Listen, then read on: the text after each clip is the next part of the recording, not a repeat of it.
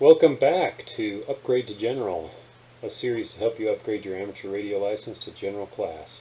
This is Session G1, Commission's Rules, Question Set D, and I'm your host, Ron Call, KE7CR. This session is about volunteer examiners, volunteer exam coordinators, temporary identification, and credit for exam elements. Let's get started. Question number 1. Who may receive partial credit for elements represented by an expired amateur radio license? So you need to understand that amateur radio licenses are valid for 10 years, but if you forget to renew your license, there's a 2-year grace period. As long as you renew your license within the 10 years or within that 2-year grace period, you don't have to retake an exam. But if your license expires, you can go to an exam session and show proof that you had at one time a valid amateur radio license, either general class, advanced, or extra. And then the only exam element you have to take is element 2 for the technician class. So you don't have to retake the general or extra class exams, and you can have your license reinstated. So the answer to this question is any person who can demonstrate that they once held an FCC-issued general, advanced, or amateur extra class license that was not revoked by the FCC. All right, question number 2. What license examinations may you administer as an accredited volunteer examiner holding a general class operator license?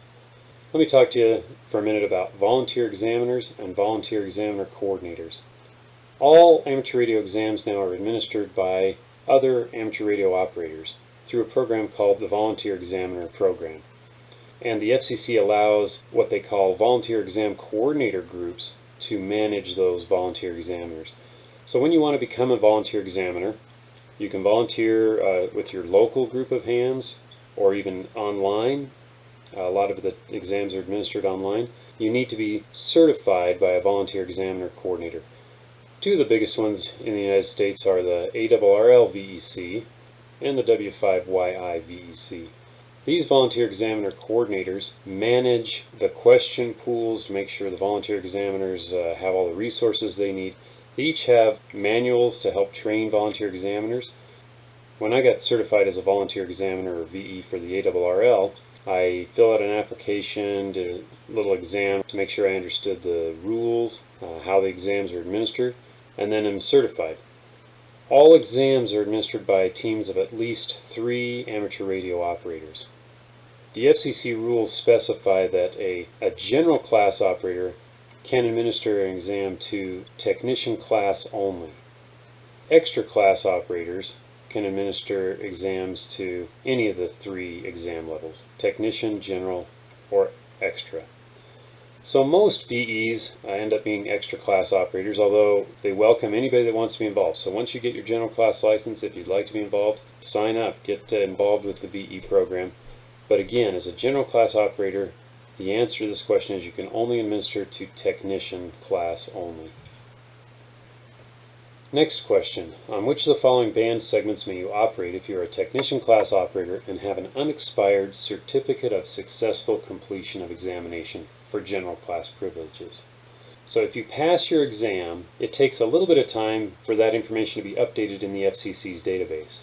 So at your exam session, once you pass, the examiners will issue you what they call a CSCE, or a Certificate of Successful Completion of Examination.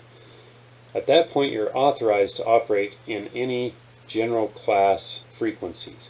But when you do so, you have to use your call sign and then follow it with a /AG. That signifies that you are an amateur general, and you only have to identify that /AG following your call sign when in general class frequencies. You can still operate with your call sign in technician class frequencies without the /AG appended. So the answer to this question is you can operate on any general or technician class band segment. Next question. Who must observe the administration of a technician class license examination? Again, the VEs, there has to be 3 of them. They have to be for a technician, general class, or higher. So that's the answer. Next question. When operating a U.S. station by remote control from outside the country, what license is required of the control operator? You need to realize that whenever you're operating whatever country the transmitting station is located in, that's the license that you need. You must be licensed from that country. Even if you're outside the country, if this transmitting station is inside the United States, you need a U.S. operator primary station license. Next question. Until an upgrade to general class is shown in the FCC database, when must a technician licensee identify with AG after their call sign? The answer here is whenever they operate using general class frequency privileges. Next question. Volunteer examiners are accredited by what organization? That's the Volunteer Examiner Coordinator. Which of the following criteria must be met for a non-U.S. citizen to be an accredited volunteer examiner? Now, you don't have to be a U.S. citizen. The answer is the person must hold an FCC-granted amateur radio license of general class or above. Next question.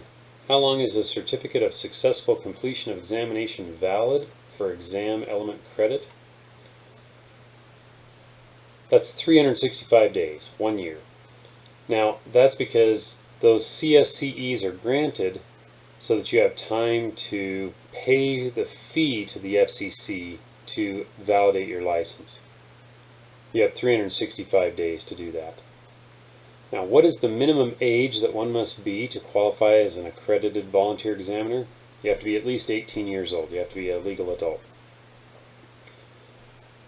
Next question. What action is required to obtain a new general class license after a previously held license has expired and the 2-year grace period has passed? So again, the applicant must show proof of the appropriate expired license grant, and they have to pass the current Element 2 exam. That's the technician class exam. And the last question. When operating a station in South America by remote control over the internet from the U.S., what regulations apply? Again, whatever country that transmitting station is in, the laws of that country are what you have to abide by. So the answer choice here is only those of the remote station's country. Alright, that's it for this section. Hopefully you got a lot of help out of this, and we'll look forward to seeing you in the last section for the Commission's rules on the next podcast. 73, this is KE7CR.